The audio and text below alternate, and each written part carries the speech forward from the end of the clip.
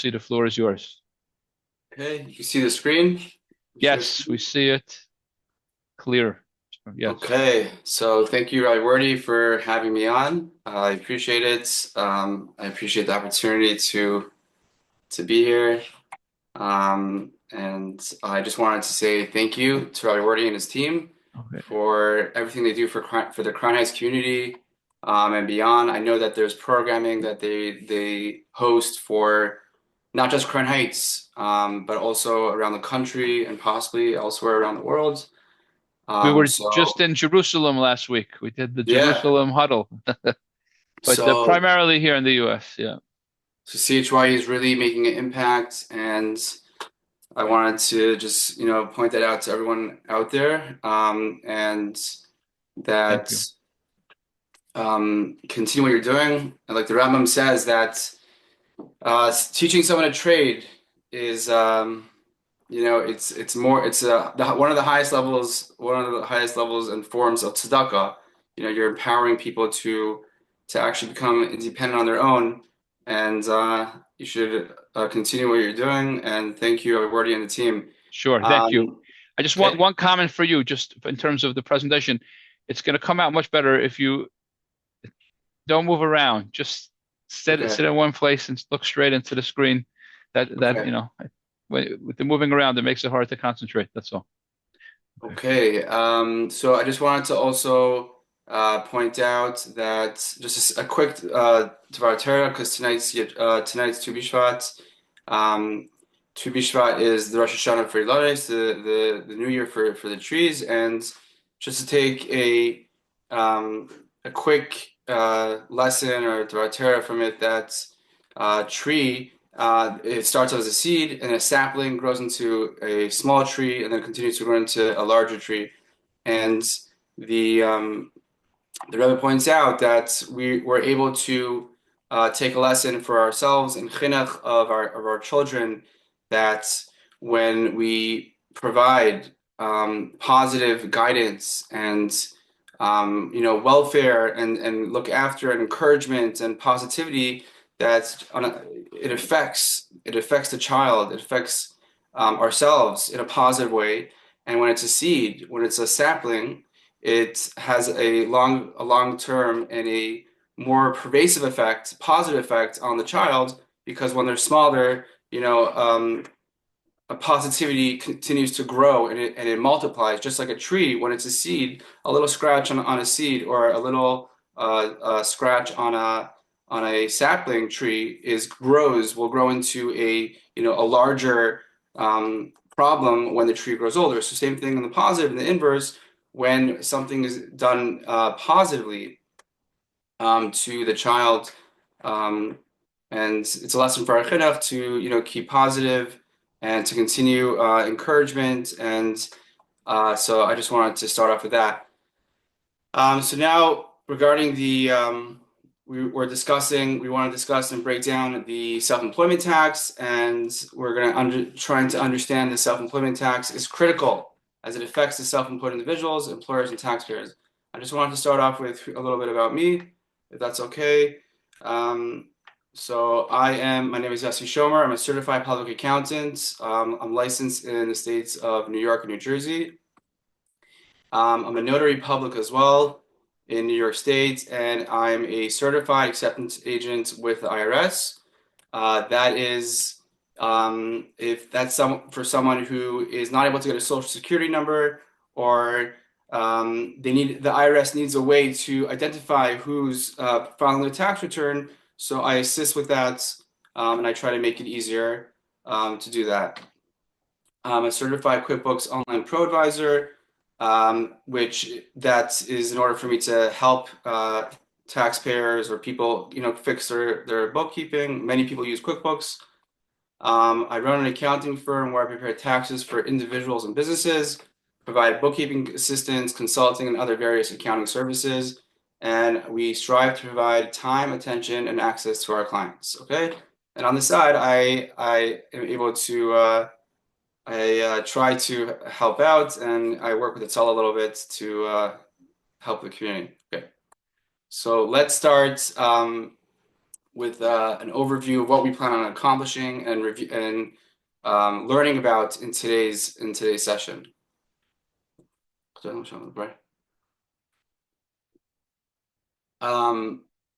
So just before I start with the overview, I just wanted to first say that there's a quote from Benjamin Franklin, and it's regarding taxes, and it's it's also supposed to be a little bit of a joke.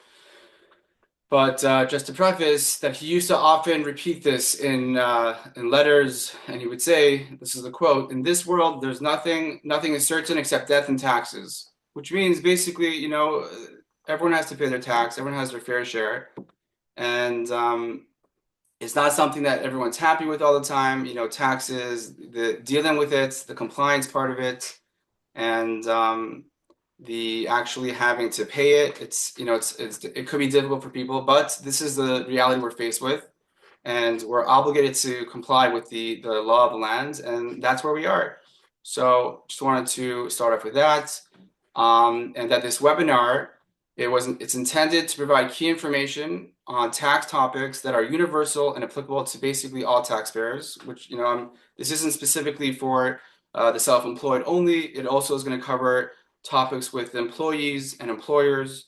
So I'm trying to have information and have topics that will cover and address everybody. And I'm also in this webinar, we're trying to provide information to the layman, make it as much as simple as possible, bite size, so that everyone's able to understand. And we also, I set this up in a way where it's intended to be accurate, factual, and objective, meaning I'm not planning on just saying my opinion on different tax issues. I'm trying to just stick to like the facts, the tax law, and yeah, that is the goal over here. So let's just start off. So we're going to start off with the self-employment tax, the background of it, the history, and the basis of the tax. Next, we're going to cover the self-employment tax itself, which is the basics of it, grasping the nuances of the self-employment tax. Next, we're going to cover who pays the FICA tax, who pays the self-employment tax, whether it's an employee, employer, or self-employed individual or taxpayer. And then we're going to go to FICA and parsonage, how parsonage and this tax, self-employment tax or FICA tax, how do they cross paths? How do they affect each other? Because people in a lot of people in the Jewish world take and deal with parsonage. Practical applications, we're going to use the concepts that we learned regarding this tax and try to apply it to real life examples and see how it actually trickles down. And finally, we're going to try to cover from the employer point of view, when you have a worker, when you engage in a contract to work with someone, that worker, are they considered an employee or an independent contractor? And we're going to try to break up a little bit the criteria for employers to understand, do they classify a worker as an employee or an independent contractor? So let's go to the next slide. Okay. So we're going to start off with the background of the self-employment tax. Okay, so after the Civil War, the federal government provided pensions to veterans and to widows and children of fallen soldiers. So it was just there, there was in the 1860s, there was the Civil War. I'm not sure if everyone is familiar with it. And afterwards, the government felt, a little crisis, a little responsibility. So they decided to give pensions to the veterans, and it was the beginning of the government stepping in and helping out. Then came in 1935, President Franklin Roosevelt. He wanted to assist retirees and disabled individuals and widows. So he set up the Social Security. And that, again, was the government taking responsibility for vulnerable citizens. And then President Lyndon Johnson established Medicare in 1965 to provide health care for retirees.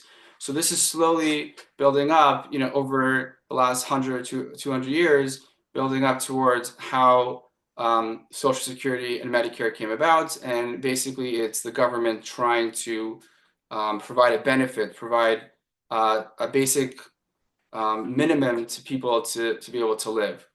And as we already know, for decades, Social Security benefits and Medicare have been the bread and butter for many retired taxpayers who, for one reason or another, did not have anything else in their name. So that means that it could be anything. Some people have retirement accounts, some people have 401ks, IRAs, different ideas of how to be able to live later on in life.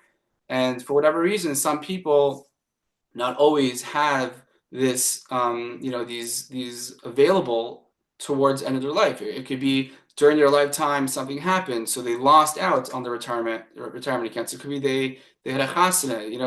We don't anything could have happened, any emergency, so Social Security and Medicare really is the bread and butter and helped out for people who really had nothing else. The monthly funds and healthcare coverage were instrumental and are still instrumental in allowing retired taxpayers and others to continue to live their life without worrying about their basic needs. So people who are in the situation when it comes towards retirement age and they don't have anything, they don't have a job, they're able to rely on the government, on Social Security and Medicare to basically provide for them their basic needs. And again, now in 2025, it's the same thing. Now, there are many discussions about this. Will the Social Security funds be able to manage?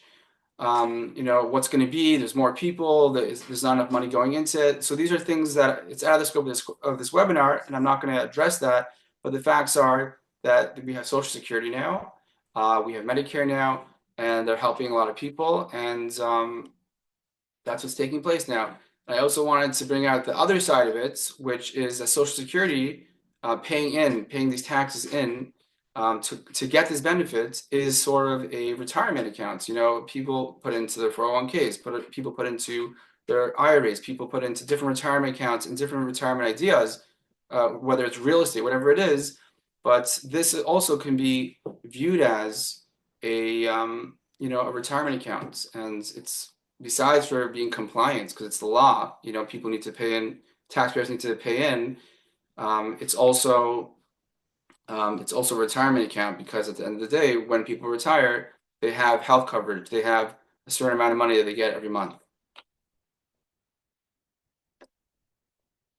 Okay, so now we're going to go to the basics. So that was the background, and now we're going to discuss the basics of the actual tax, the self-employment tax.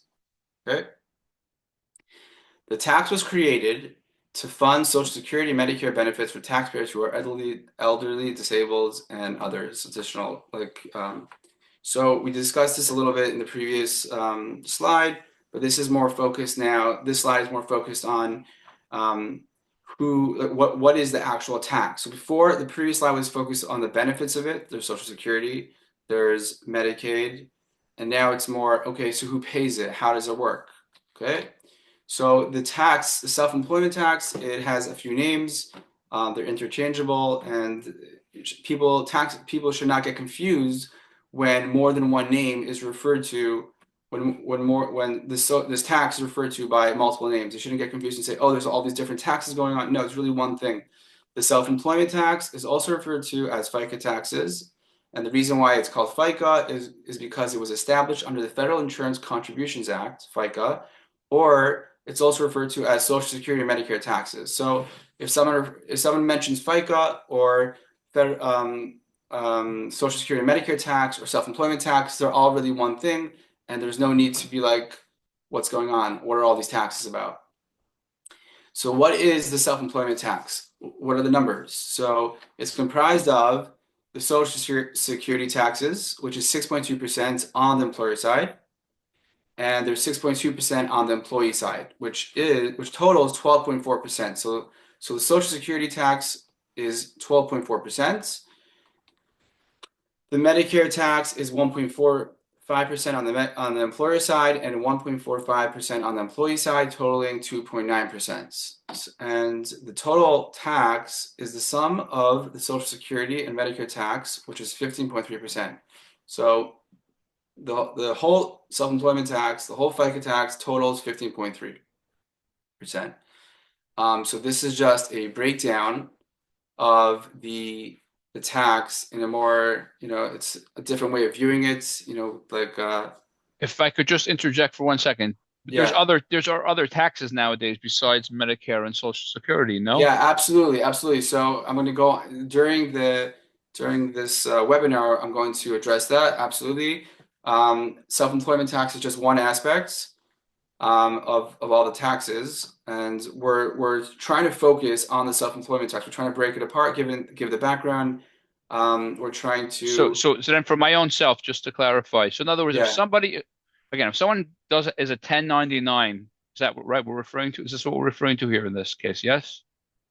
If someone is a 1099, that is self-employment tax. We're Right. getting into So that they more. only pay social and Medicaid, they don't pay the other taxes? They do. No, income tax also. They need to pay income tax, but I can't do everything in one sitting all at once. So right now we're trying to break out the self-employment tax, and yeah, that's the focus here. There Okay. are there are more taxes, 100%. Okay. Yeah. So this is just a way of viewing the FICA tax, the self-employment tax. It's 15.3%, but it's broken up by. Well, that's assuming that if someone's employed, then their company pays half. But if they're self-employed, they have to pay the full thing. Is that the point you're saying? Correct, but I'm starting off first defining the tax, and then we're going to go and address an employee, employer, and the self-employed. There's different people, people pay different parts, right? We're gonna address that. Okay. So so we're reviewing basically the previous slide, and we're just applying it to this pie. So there's the Social Security tax of 6.2% on the employer side, 6.2% on the employee side, and that's going to be the light green and the light blue. That's 6.2 and 6.2. Then there's Medicare tax, 1.45 and 1.45 on the employee side, 1.45 on the employer side, and that's the dark green and the dark blue. And the total is 15.3% of Social Security and Medicare. And as Rabbi Wardy pointed out, um, that we're focusing now on only the FICA and self-employment tax, and we're not addressing income tax. Income tax is a different aspect. It's obviously thrown into tax liability, tax withholding. It's all thrown into the mix. And when taxpayers come to the end of the year to file their taxes, they're going to have to deal with it on their tax return. But right now, we're trying to focus on the self-employment tax.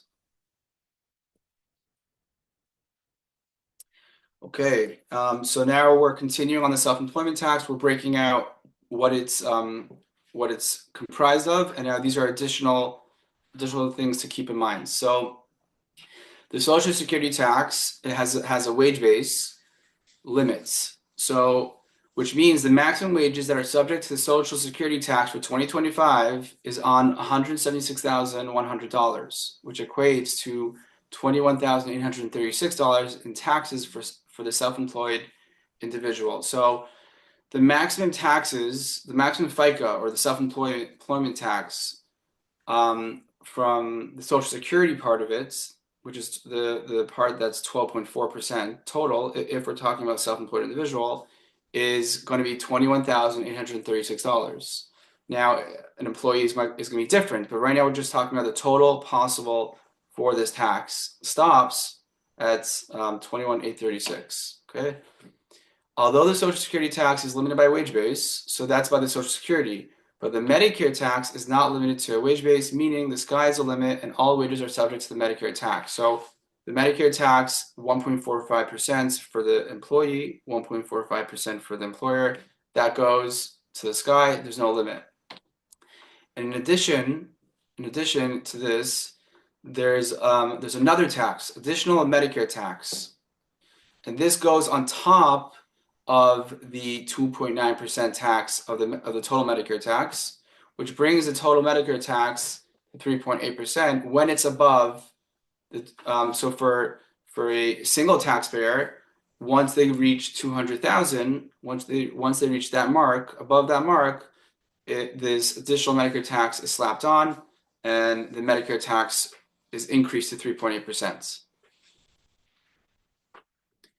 I just wanted to point out that the additional Medicare tax was established in 2013, and the point of it is the additional tax is it helps fund some parts of the ACA. So, okay.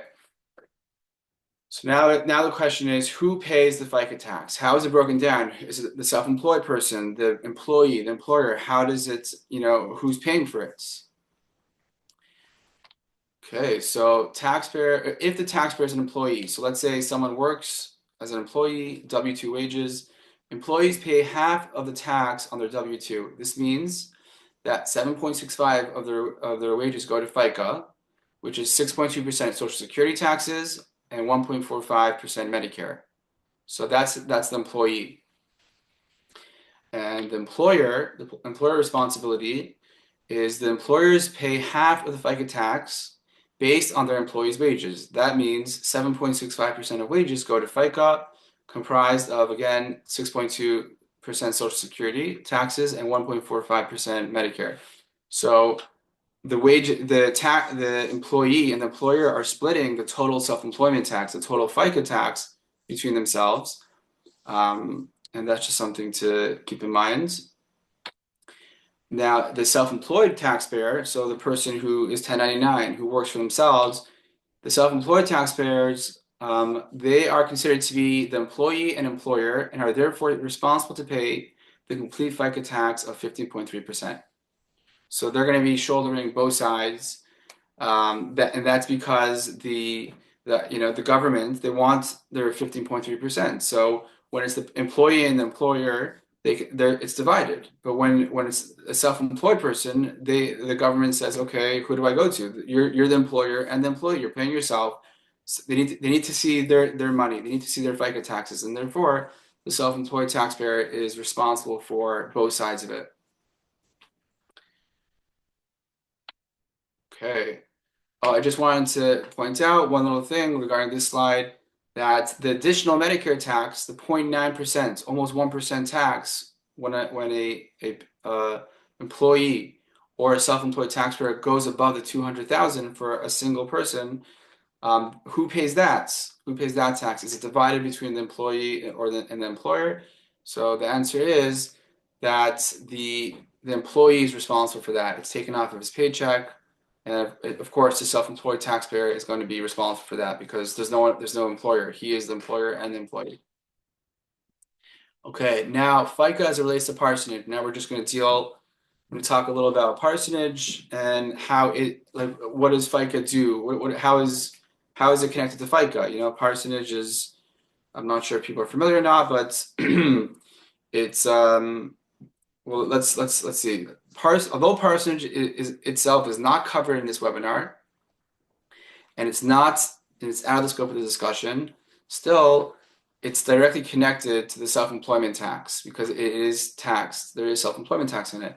Now, parsonage is a little bit of a gray area. There's technicalities to it. There's who's a rabbi, who's not a rabbi. So it's basically from someone that's a member of clergy to be. Yeah. Right. A member of clergy.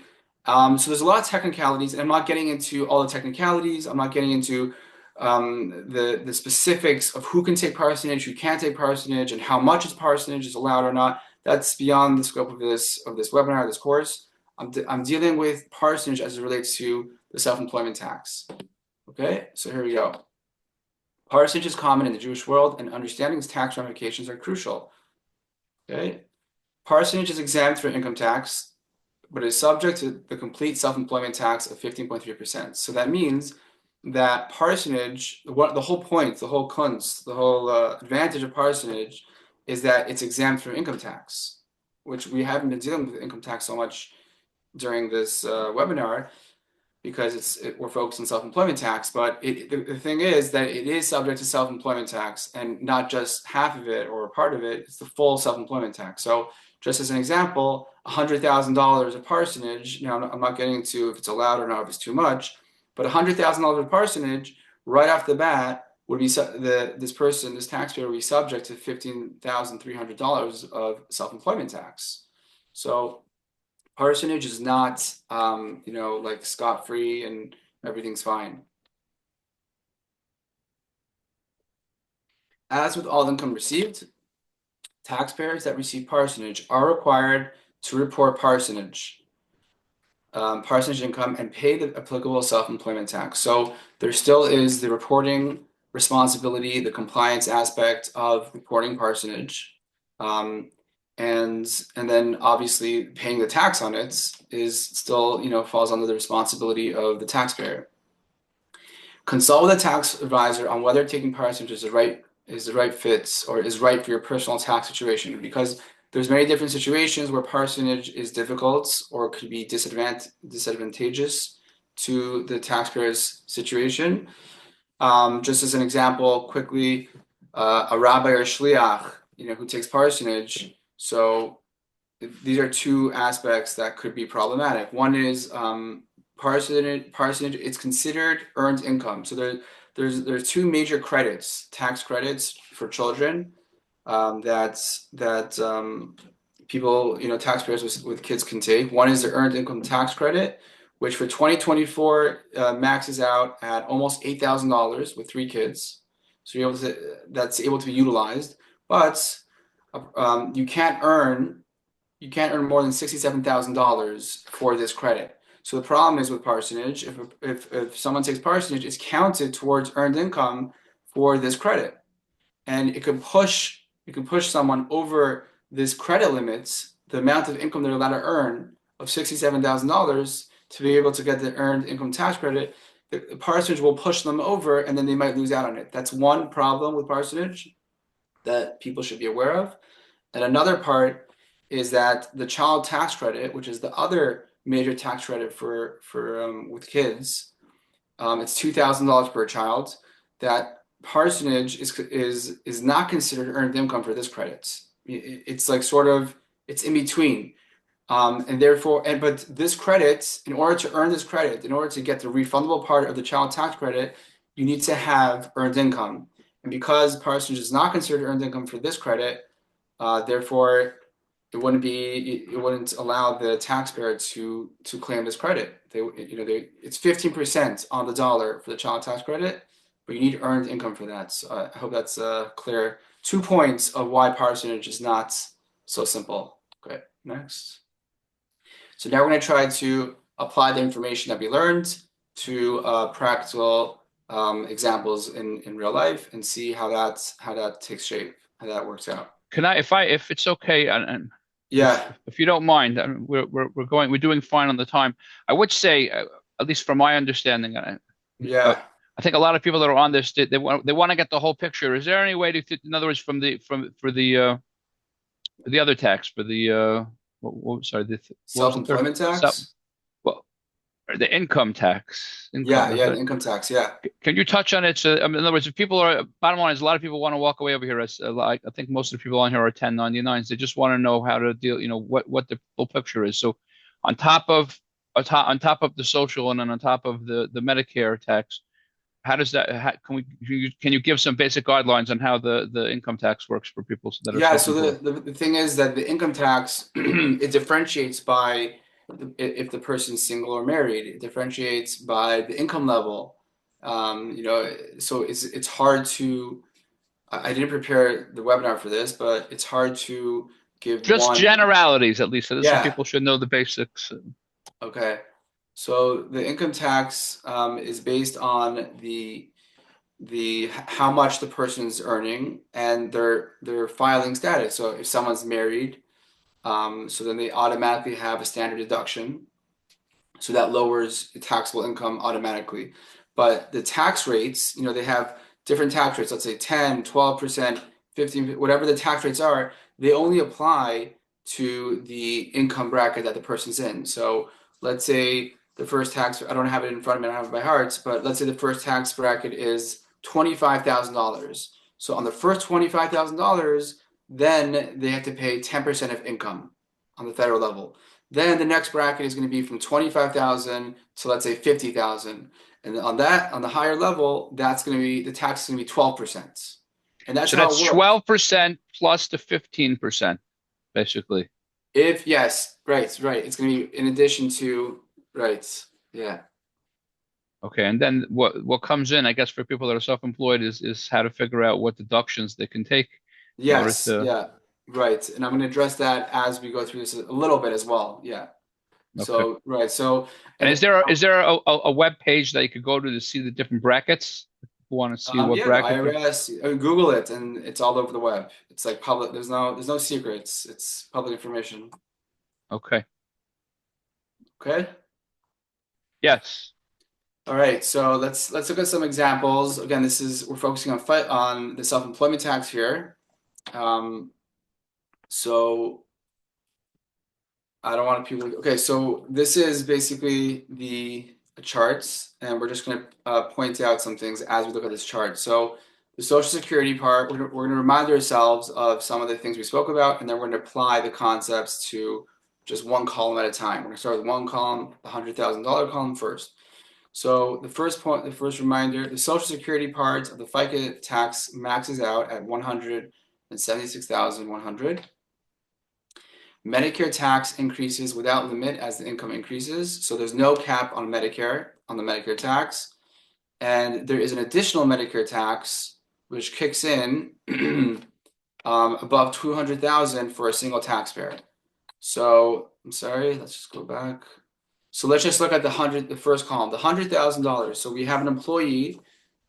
He's earning $100,000. So the Social Security tax is 6.2%, so that's $6,200. The Medicare tax is 1.45%, so that's $1,450. Because we're just for simplistic sake, we're doing 100,000. So the total tax on $100,000 for an employee is $7,650.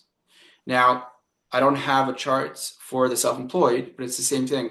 It would be double. The self-employed, if they have $100,000 of earned income after expenses, it's going to be double, 12.4%, which is 12,400, and the Medicare is going to be 2.9, it's going to be 2,900. So just double that for the self-employed person. And then we're just going to look at the next line, the 200,000. So for Social Security, there's going to be on the employee 6.2%, which maxes out at 176,100. So if you just take a calculator and you do 176,100 times 0.063, so 0.062 is 10,918. So that's the max, and it stays at 10,918 because, as we mentioned before, and on the notes, the max Social Security is based on 176,100. So then the Medicare tax is 1.45%, and that's going to be on the 200,000. It's going to be 2,900. But and you can see for the 300,000, once it goes above the 300,000, once it goes above the 200, so the difference, the 100,000 that's above the 200, that's where the additional Medicare tax kicks in, and that's where you see the dark blue of $900 because it's 0.9%. So this is just an illustration of how the FICA tax even affects the employee. This for sure is going to be applicable to the self-employed person, and it's going to be double. So that's just a little example there. Okay.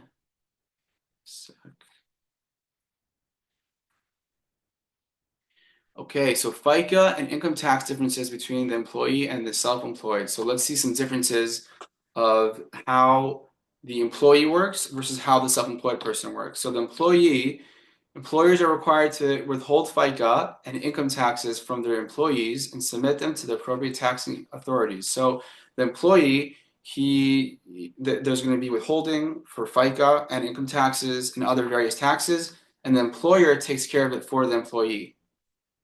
Employees' take-home pay is reduced throughout the year due to the employer withholding FICA taxes and withholding taxes. So because the employer is taking care of the employee and dealing with submitting the taxes to the IRS and in the states, the employee's net take-home is less on their paycheck. So if their paycheck is 100, if it's annually 100 gross, they're not going to walk away with 100 because some of it's being withheld and submitted into the government agencies.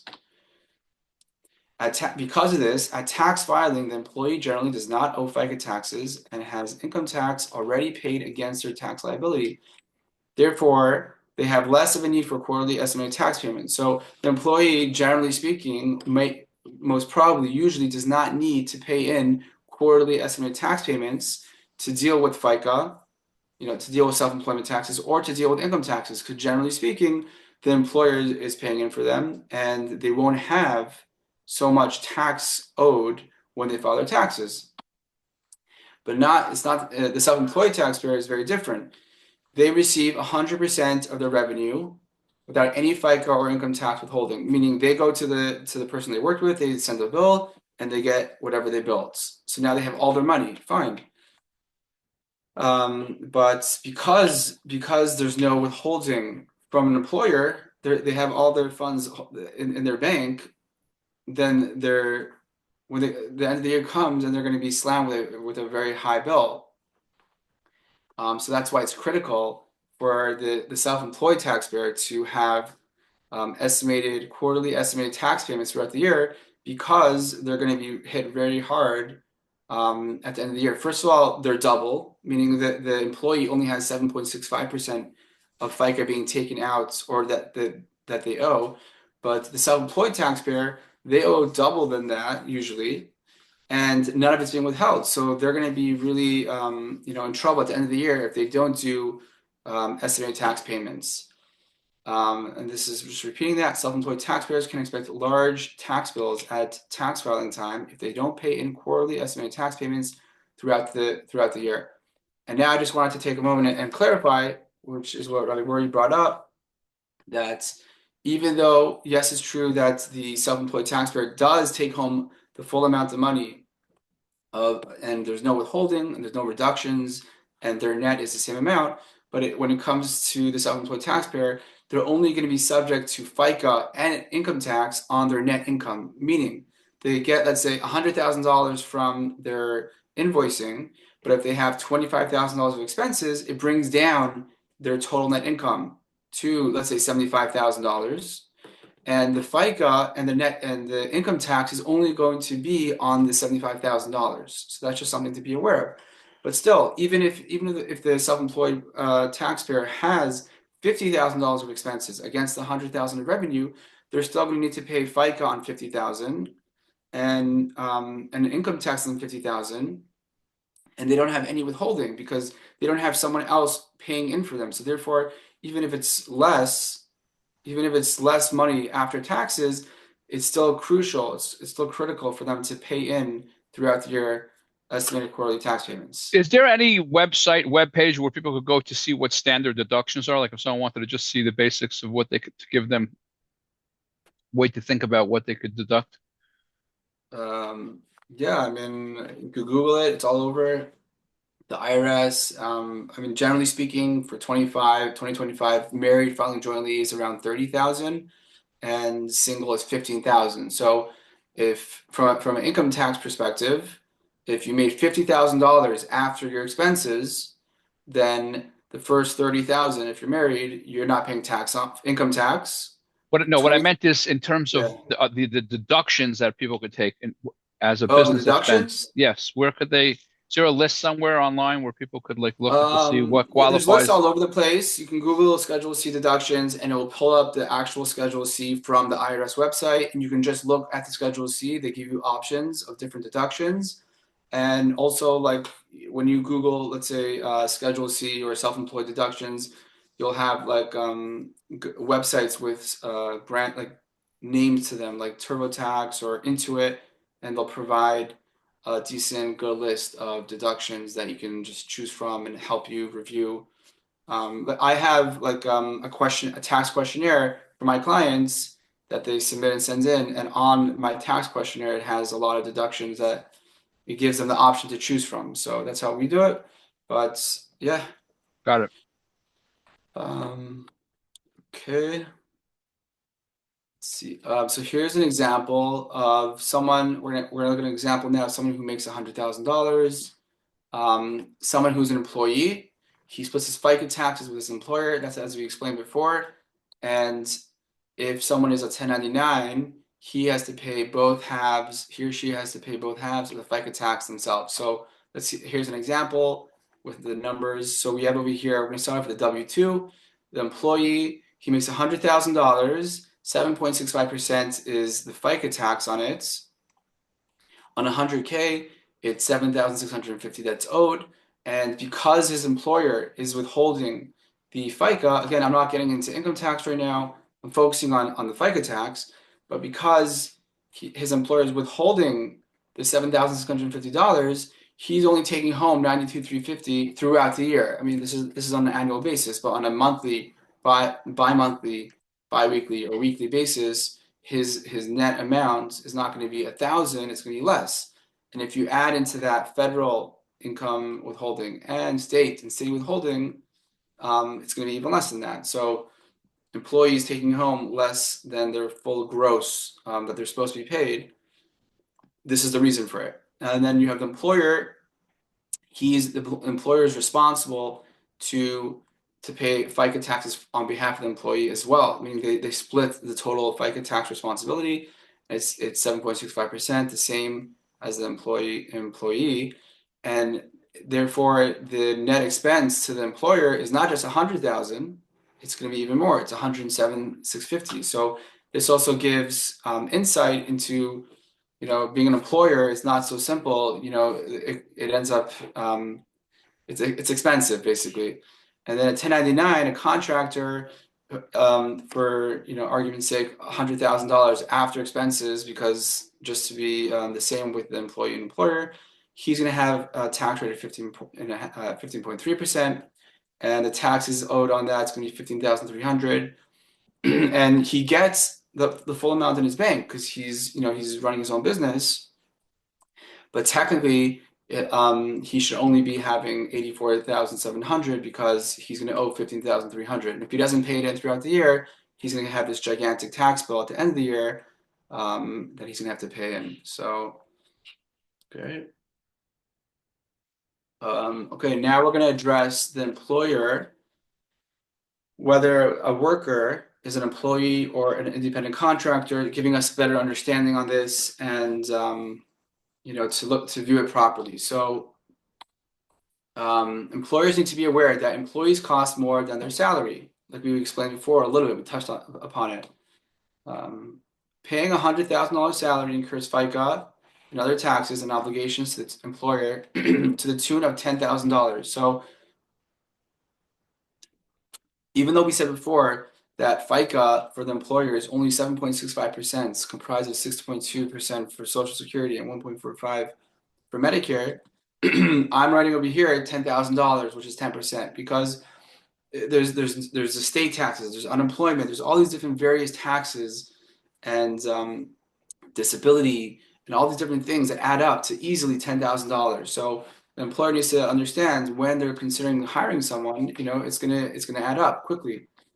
In addition to that, employees require PTO, paid time off, vacation, sick days, health insurance, and more, all at additional cost to employers.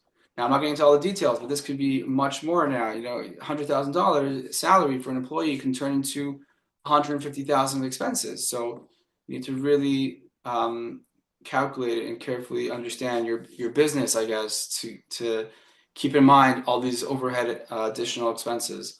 Employers need to correctly categorize workers as employees or independent contractors. Because of additional expenses and everything involved, it could be, it could be a little gray, and maybe they can have an option, an employee, independent contractor, but you need to follow the rules, which we're going to discuss in the next slide. Generally speaking, employees are controlled by the employer, while independent contractors are more independent. So how do we know who's an employee versus an independent contractor? Employees are, they have certain limitations they have a boss, while the independent contractor, they more are their own boss and they have different jobs and they show up to the job. but they more or less are their own boss.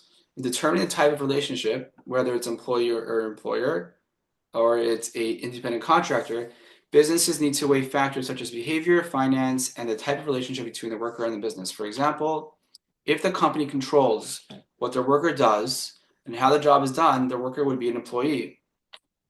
Contractors who provide services to various businesses without being limited to one boss or company are generally considered self-employed. So it's it's not like exactly clear cuts, but this is like generally speaking. Again, if it's a contractor and he's running his own business, he's obviously not an employee.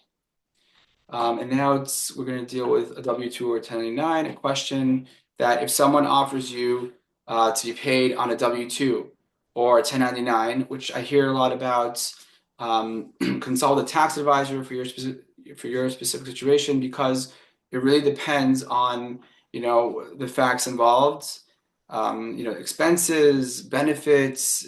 It really, you have to run the numbers on an individual basis.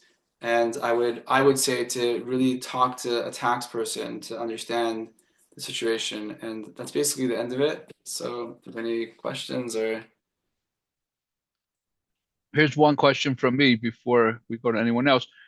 When you say talk to just just from an educational standpoint, accountant versus tax person are usually the same thing, or there's different roles. If you don't mind to explain that. um, so the question is like who Well, someone you should just talk to? said talk to a tax person. Is a tax person different than an accountant, or an accountant is a tax person? Someone who's able to give you like an analysis or an understanding of what's better in the situation. Is it better to be an employee, or would it be more beneficial for you as a taxpayer to be self-employed? But isn't And that what an accountant does, or not necessarily? yeah, yeah, an accountant or tax advisor, it could be interchangeable. It depends on, the relationship and who they are. Yeah, I've 100%. never heard of a person who's a tax advisor but doesn't do accounting. Right? Is it Yeah, yeah. Agreed. Agreed. right? Okay, so this was quite comprehensive. Um, thank you for that. We'll go to questions. If people have questions, they could just raise their hand, and I'll call on you one at a time to post your questions. So if you just on in your Zoom controls, you could just click raise hand, and then we'll take your questions. So go for it. Is anyone here that would like to ask a question to Yossi? Okay, I see Bill has raised his hand. So go ahead, unmute yourself and ask. Hi. Hi, thank you, Yossi Ashikaya. Very Yeah. helpful. Here, I might as well give a picture because I know it's kind of weird. We're playing Hollywood Squares where, Yeah. only the people who are talking pop up. So this way it gives more shalom, picture. My question to you is I'm in the IT or tech business, and I'm just wondering, like when you're mentioning about, 1099 and, independent contractor and all that, I have actually a subchapter S company, and I'm just trying to figure out like the 1099 versus, being incorporated and figuring out, expenses and trying to, figure the best way to both do the company structure as well as, make it best, for someone like myself, because like you said, we have to pay both sides and it's just juggling, like the big companies you hear about all their expenses and all their other things, and they figure out ways like a GE or an IBM is Yeah. constantly making billions and whatever. And for some reason, they're getting all these tax credits, which us small guys wouldn't get. So it's trying to Right. figure out how the small guys survive with the big guys getting all these extra benefits that we don't get. Yeah, I hear. I hear. You try your best, you try to work out the best possible situation with your, accountants, your tax advisor, and everyone has to do it wherever they could. Are there any general principles that you have for this type of situation? 1099? Yeah. Um, General principles. I mean, there's different options for lowering tax liabilities, and I mean, different options. There's the SEP IRA to lower taxable income, and just utilize the expensive, the all legal ways to lower taxable income. I don't have specific tricks in mind. Got it. Okay. Anyone Sure. else? Yes. Anyone else have a question? Please raise your hand. Okay. So I guess I'll just finish up with the final questions for you. So if bottom line is if somebody's self-employed and they've been taking all their salary throughout the year through their pay and they haven't paid taxes throughout the year. So practically speaking, they reach it, they find an accountant that they feel comfortable with, and they have to sit down and share their business and sort of brainstorm their deductions and just be prepared to pay a full tax. And best recommendation to avoid that in general is to set up with their accountant to do an estimated quarterly tax so that this way they're not hit at the end of the year Yeah, entirely. they should. Yeah, they should do quarterly estimated tax payments, and to try to utilize all the deductions that they possibly could, which includes home office deduction, vehicle deduction. I mean, they're not secrets. They're all there. They're all legitimate. If you have a home office, you can use part of the space as a deduction. If you have a vehicle that you use, you can use part of the expenses of the vehicle to lower the taxable income of your business, and then the meals and the just the overhead of things you gotta use, and that helps with FICA and income tax. And then income tax, there's the SEP, which is an IRA. It's like a retirement account that helps lower taxable income. And then if a person really gets substantial, then it's an idea to consider the S corp. It really depends on the situation, or if you're getting paid on a 1099 from one of these regular jobs, maybe they should pay you on a W-2 instead of you having to pay so much FICA taxes. It really depends on the situation. I got it. Okay. So this was very comprehensive, and thank you very much for this. Thank you everyone for coming. Please stay tuned. God willing, next month we'll have our next webinar. We're actually going to be doing it on business processes to help you figure out how to streamline your businesses. And so, everyone, it was a pleasure to see you all. The recording, God willing, we'll have available by tomorrow, or the if not by tomorrow, then beginning of next week. So look out for that. All the best. Thank you Thank you very so much, much. Yossi. And Thank you. yes, all take care.